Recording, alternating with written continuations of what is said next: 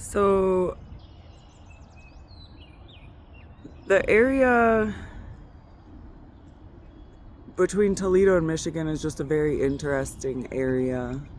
And there's a lot of history between that border of Michigan and Ohio. And I stopped at this park where it says, in the words of Laurent de Rocher, after the defeat of Winchester and many of the inhabitants fled with their families to the frontier of Ohio, others went to Detroit. The British made several attempts to persuade the Indians to destroy what was left of the settlement at the River Raisin, but the Powhatamis protested and declared they had given the land to the first settlers and had been compensated therefore and would not suffer them to be disturbed in their habitations. In October of 1813, the inhabitants of Michigan Territory returned the favor by interceding on behalf of those Native Americans who wished to negotiate an armistice with the American military authorities in Detroit so they could return to their villages and live in peace with their neighbors. And there's like and then another one over here, and I'll get to this. Oh, there's another side. Oh, it says the same thing. So,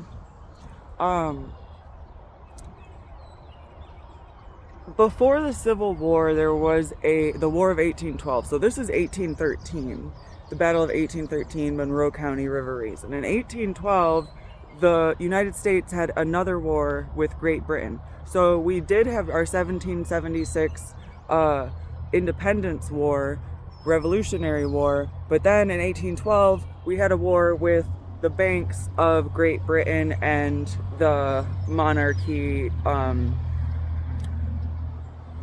riches or economy or whatever. So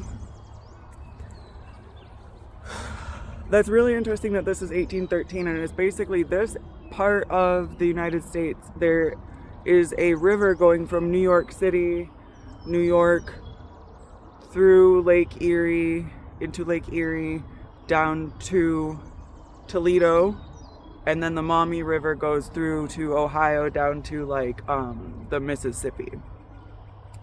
Okay, I gotta double check that. But anyway, I don't know, it's just interesting. I'm not like an expert. Alright. The 17th Infantry Campsite. Elements of the U.S. 17th Infantry were camped in an open field just north of here when the British and Indians launched their surprise counterattack at dawn. So it kind of sounds like the British were working with the Native Americans, but the original settlers were also working with the Native Americans, and that kind of dissolved the Native American tribes by also creating a civil war within them and then betraying their allies at the same time.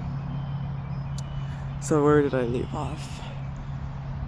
Their counterattack at dawn, January 22nd, 1813. The Americans held their ground here for 20 minutes before the Canadian militiamen with the British and Indians flanked them, forcing a retreat.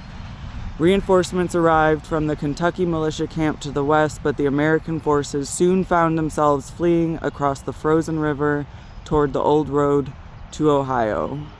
Nearly 400 Americans, which is basically how George Washington crossed in the Revolutionary War. So they took the Revolutionary War knowledge that they already had, fleeing this situation,